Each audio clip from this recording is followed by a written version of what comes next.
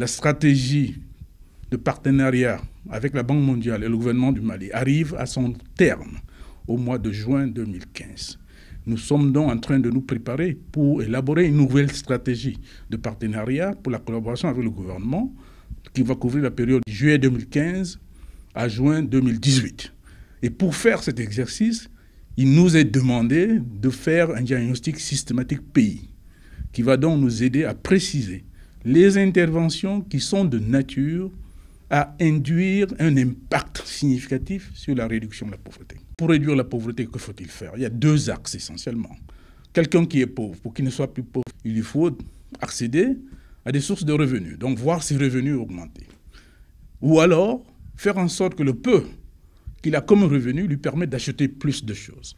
Donc nous allons essayer de discuter avec les équipes en face de nous, notamment les autorités d'une part, d'autre part le secteur privé, les forces vives, la société civile, les jeunes, pour essayer d'abord de nous entendre sur ce que devraient être les priorités en ce qui concerne nos interventions en matière de réduction de la pauvreté.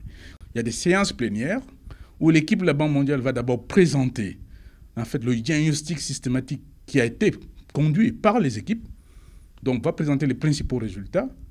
Et ensuite, il y a des séances en atelier qui vont essayer d'entrer dans les détails sur des axes spécifiques.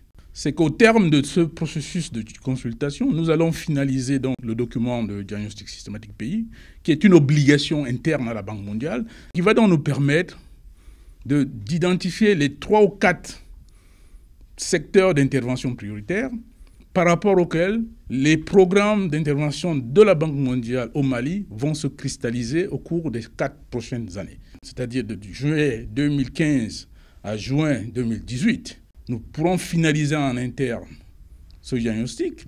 Ensuite, nous allons lancer rapidement la préparation de la stratégie de partenariat avec le Mali, qui, elle, va parler gros montants. C'est-à-dire que la banque va, dans le cadre de cette stratégie de collaboration avec le gouvernement, annoncer les moyens financiers qu'elle va mobiliser pour accompagner, n'est-ce pas, les actions de développement du gouvernement du Mali.